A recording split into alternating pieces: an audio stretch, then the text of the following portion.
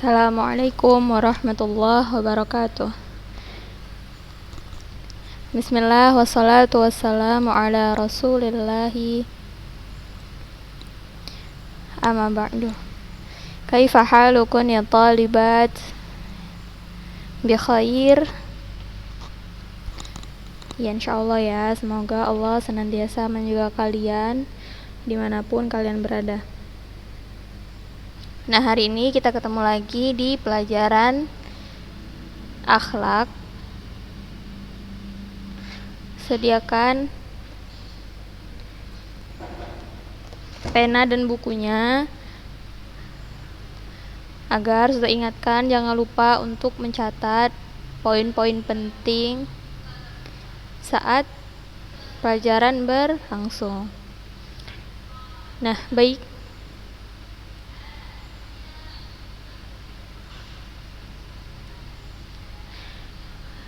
Nah, minggu lalu kita udah bahas tentang adab-adab utama seorang muslim dalam menuntut ilmu syar'i. Saya ingatin lagi ya, ada adab yang pertama, yaitu mengikhlaskan niat dalam menuntut ilmu. Karena sesungguhnya setiap amal itu tergantung dengan niatnya. Innamal a'mal binniyat.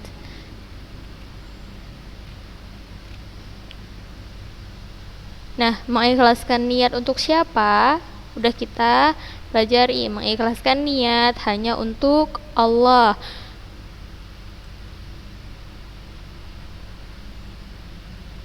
Karena jika seorang tidak ikhlas, maka seseorang itu tidak akan mendapatkan ilmu yang bermanfaat jika ia tidak ikhlas karena Allah. Nah, sampai sini paham ya pentingnya niat. Setiap hari, setiap menuntut ilmu, kita perbaiki niat kita, meluruskan niat kita, sama-sama belajar untuk meluruskan niat, karena niat ini adalah penentu ya. Karena sesungguhnya seperti tadi sudah bilang, innamal a'mal binniyah. Sungguhnya setiap amal-amal itu tergantung dengan niatnya.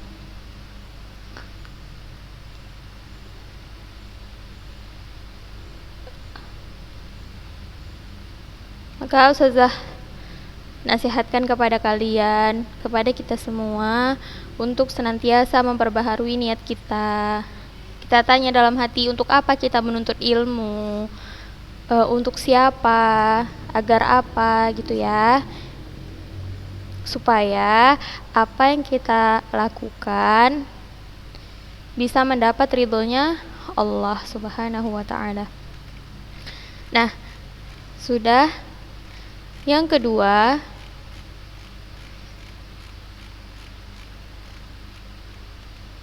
nah, kita juga udah bahas minggu lalu adab yang kedua, yaitu membersihkan hati dari akhlak yang buruk. Nah, hendaknya setelah kita memperbaharui niat kita, meluruskan niat kita menuntut ilmu hanya untuk mengharapkan ridhonya Allah, ikhlas karena Allah. Nah, setelah itu kita membersihkan hati kita dari akhlak-akhlak yang buruk. Contohnya, membersihkan hati kita dari sifat curang, menghalalkan segala cara. Misalnya contohnya itu, kalau dalam ujian contek mencontek, nah itu ya, itu adalah sifat dari akhlak-akhlak yang buruk. Contoh lainnya lagi, dari iri, dengki, atau segala keyakinan yang buruk.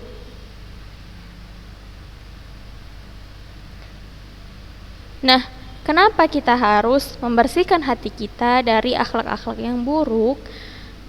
Nah, agar hati kita siap dalam menerima ilmu, menghafalnya, merenungi makna-maknanya dan hakikat yang dikandung ilmu tersebut.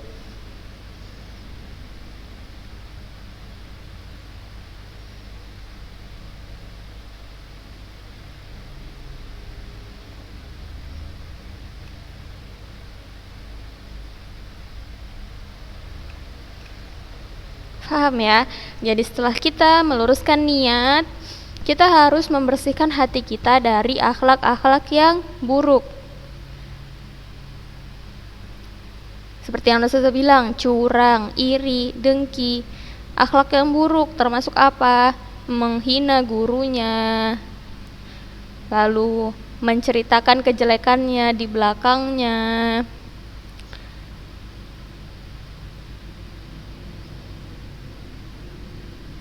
Paham ya? Jadi setiap manusia itu mempunyai kekurangannya masing-masing.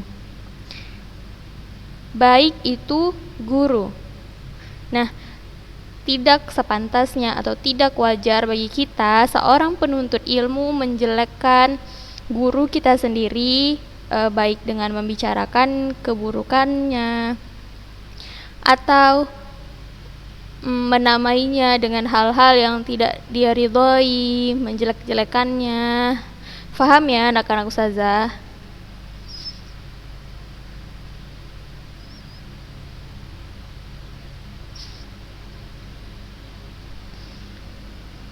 Nah, karena sesungguhnya ilmu itu di dalam hati seseorang hamba seperti cahaya lampu. Ilmu di dalam hati kita diibaratkan seperti cahaya lampu. Apabila kacanya bersih, maka cahaya yang dihasilkan pun akan terang. Nah, sebaliknya, apabila kaca tersebut kotor, maka cahaya yang dihasilkan pun akan redup. Paham kan? Nah, insya Allah ya. Nah, karena itu, siapa yang ingin mendapatkan ilmu, maka hendaknya ia menghiasi batinnya, hatinya dengan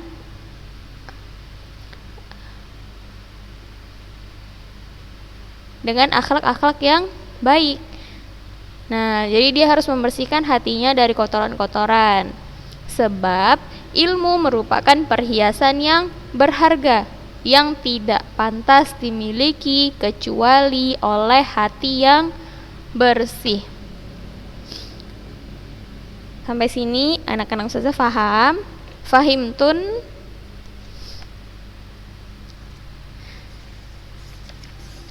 Nah, setelah kita meluruskan niat, lalu kita membersihkan hati kita dari akhlak-akhlak yang buruk, yang harus kita lakukan adalah masuk ke adab ketiga, yaitu memohon ilmu yang bermanfaat kepada Allah Subhanahu wa Ta'ala.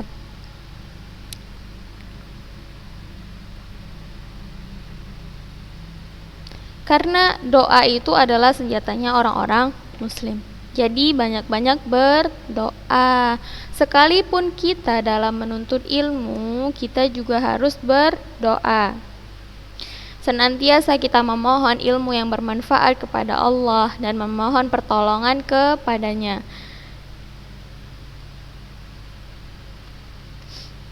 Dalam mencari ilmu serta selalu merasa butuh kepada Allah, kita meminta agar kita diberikan ilmu yang bermanfaat, dimudahkan jalan untuk menuntut ilmu.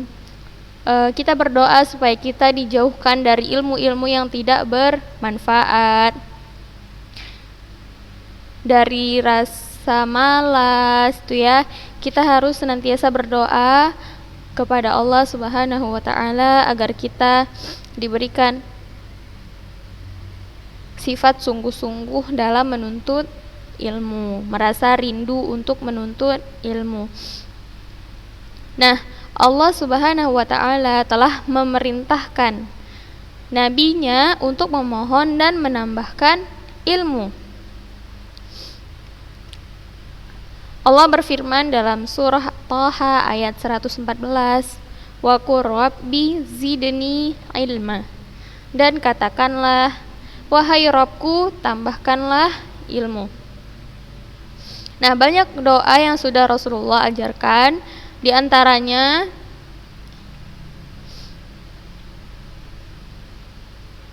nih ya, Allahumma inni as'aluka ilman nafi'an wa rizqan tayyiban wa amalan mutaqabbalan.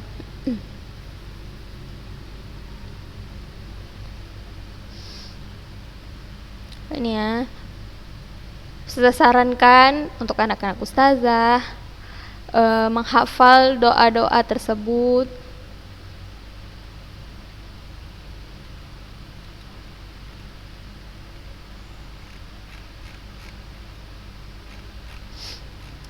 Ya, setelah kita meluruskan niat, membersihkan hati dari akhlak-akhlak yang buruk, lalu berdoa kepada Allah. Yang keempat, bersungguh-sungguh dalam menuntut ilmu dan rindu untuk mendapatkannya. Nah, dalam menuntut ilmu syar'i diperlukan kesungguhan, sifat sungguh-sungguh, karena tidak layak bagi para penuntut ilmu bermalas-malasan dalam mencarinya. Karena kita akan mendapatkan ilmu yang bermanfaat dengan izin Allah kalau kita bersungguh-sungguh untuk menuntutnya atau mendapatkannya.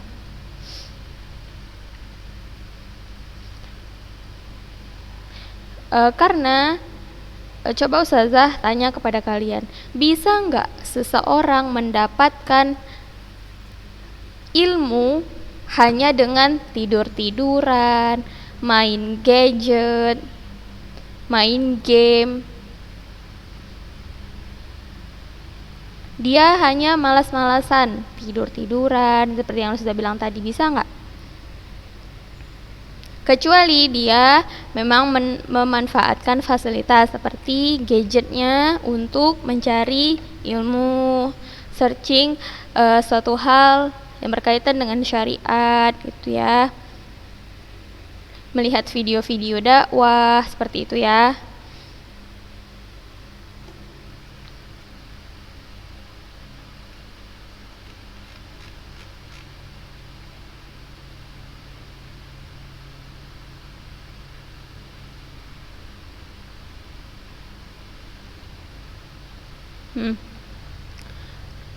Seorang penuntut ilmu harus bersungguh-sungguh, sebab tanpa kesungguhan kita tidak akan memperoleh ilmu yang bermanfaat.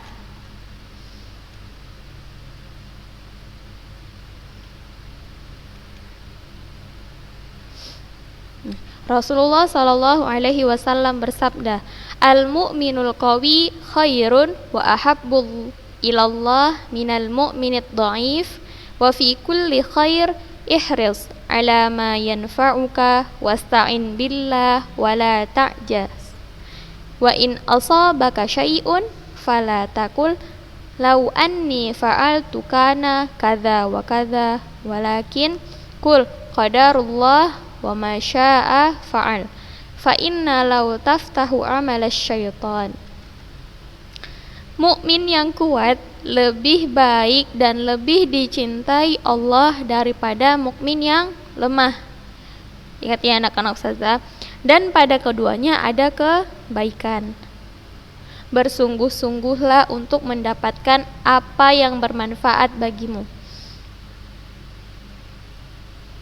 Jangan kita hanya bersungguh-sungguh ketika kita main game supaya misalnya levelnya naik gitu ya.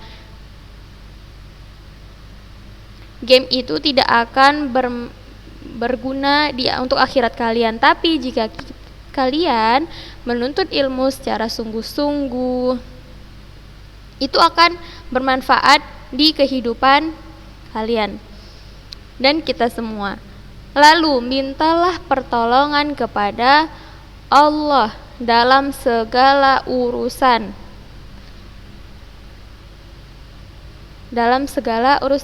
Bukan hanya ketika kita mau ujian baru kita mengingat Allah, enggak ya. Tapi dalam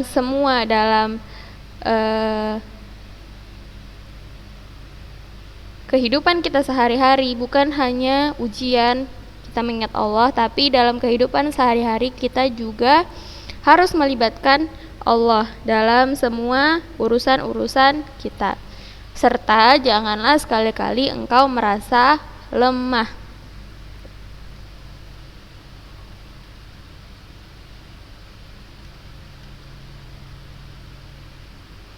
Nah, apabila engkau tertimpa musibah, janganlah, kita tuh nggak boleh berkata seandainya aku berbuat demikian, tentu tidak akan begini dan begitu. Tapi yang harus kita katakan, ini telah ditakdirkan Allah, qadarullah wa ma syaa fa'al. Dan Allah berbuat apa saja yang Dia kehendaki.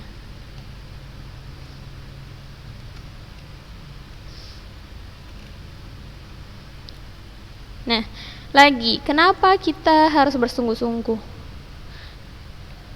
Karena seseorang tidak akan mendapat ilmu dengan santai.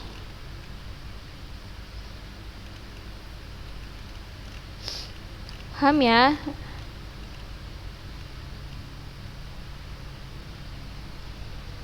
Nah, anak-anak ustazah, jika nanti kalian ada pertanyaan, boleh silakan menjapri ke ustazah.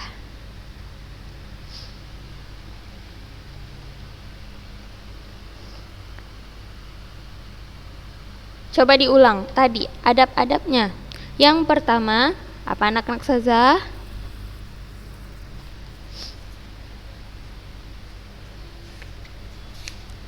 Adab yang pertama yaitu mengikhlaskan niat dalam menuntut ilmu.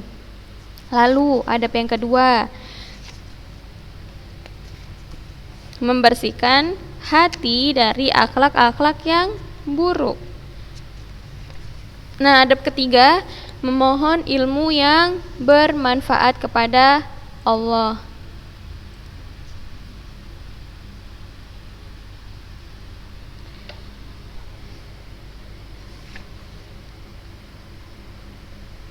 Nah, yang keempat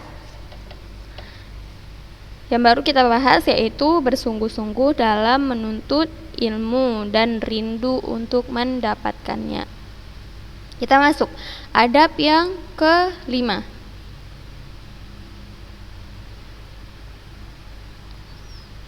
yaitu memulai dengan mempelajari Al-Quran atau Kitabullah.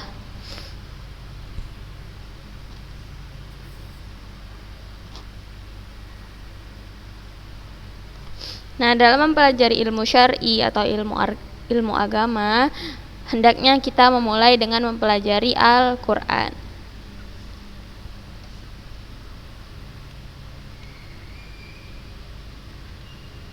Hendaknya seorang penuntut ilmu memulai perjalanan menuntut ilmu dengan terlebih dahulu mempelajari Al-Quran yang mulia.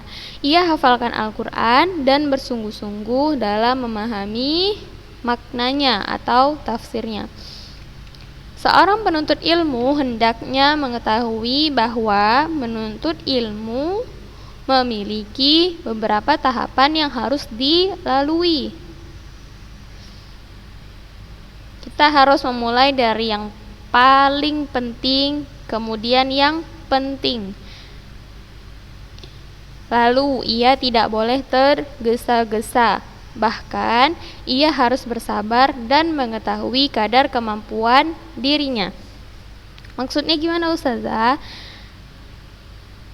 Nah, dalam menuntut ilmu itu kita juga punya tahapan.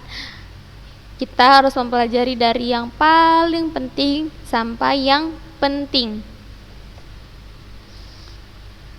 dan gak boleh tergesa-gesa mau cepat.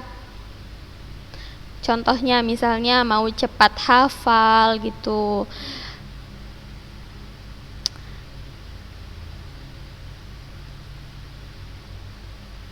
Bahkan ia harus bersabar dan mengetahui kadar kemampuan dirinya.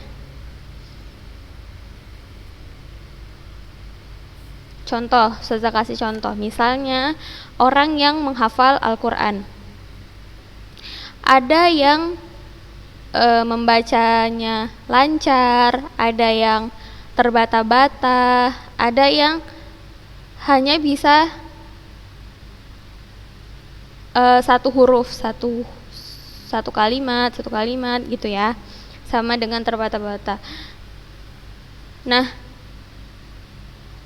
kita ini harus mengetahui kadar kemampuan diri kita. Kita yang mana? Yang masih terbata-bata kah? Atau yang sudah lancar? Nah, jika kita sudah lancar, maka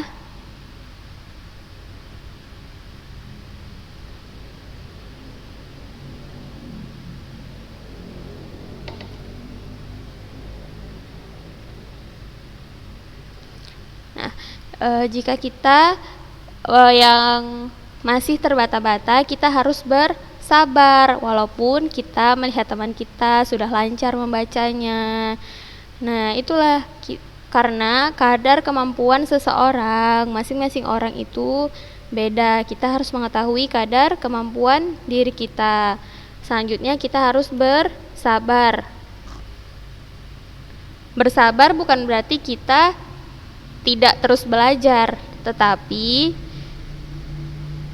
setelah kita mengetahui kadar kemampuan diri kita terus belajar, terus semangat belajar. Di samping itu, kita juga harus bersabar.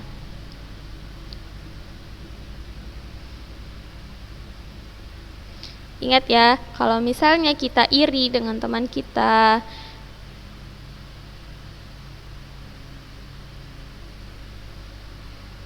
jangan dijadikan sesuatu yang buruk, tapi jadikan itu motivasi. Ketika kita melihat dalam sisi agama, kita melihat teman kita di atas kita, dia sudah menghafal sekian juz, dia sudah bisa memahami ini. Nah, jadikan itu motivasi untuk kita supaya kita lebih semangat, supaya kita lebih giat belajar.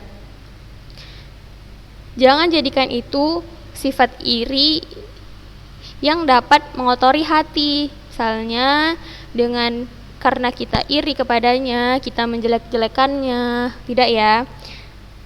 Tapi ketika kita melihat dia di atas kita dalam sisi agama, dalam sisi akhirat, kita jadikan itu motivasi agar kita lebih giat dalam menuntut ilmu. Nah, sampai sini paham?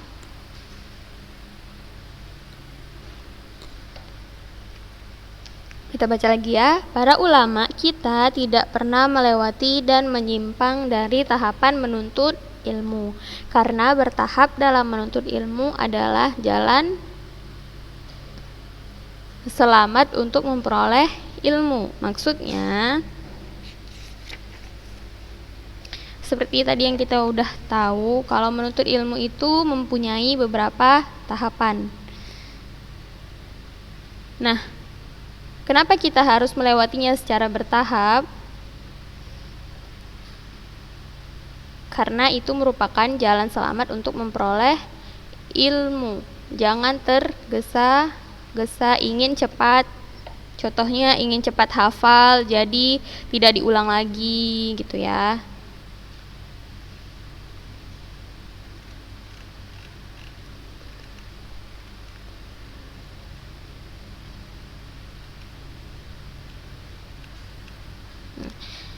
Seorang penuntut ilmu hendaklah memprioritaskan dirinya untuk menghafal Al-Quran, kemudian hadis-hadis Nabi SAW. Demikianlah yang dinasihatkan oleh para ulama salaf kepada orang yang hendak menimba ilmu.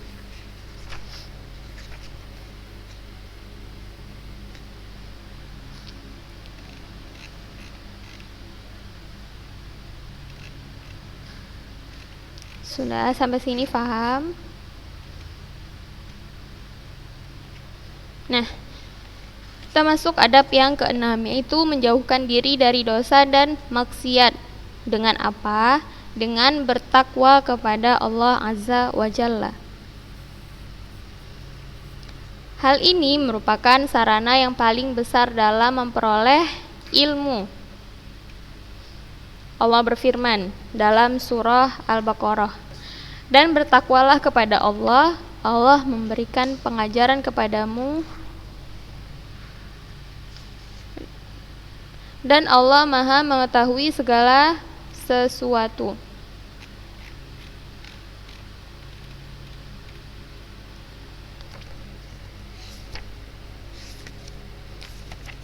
Nah, ini juga berkaitan dengan adab kedua yang sudah kita pelajari, yaitu membersihkan hati dari sifat-sifat akhlak-akhlak yang buruk, termasuk menjauhkan diri kita dari dosa dan maksiat, serta bertakwa kepada Allah. Misalnya, seorang penghafal Al-Quran masih mendengarkan musik. Nah, musik itu adalah sesuatu yang dilarang dalam syariat, dalam agama. Seperti yang kita ketahui bahwa tidak akan tercampur antara keburukan dan kebaikan. Pasti salah satunya ada yang tergeser ya.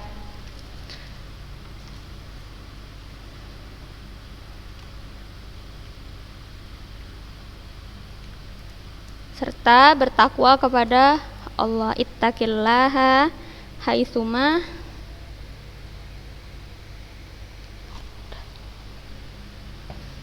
bertakwalah kepada Allah dimanapun kalian berada.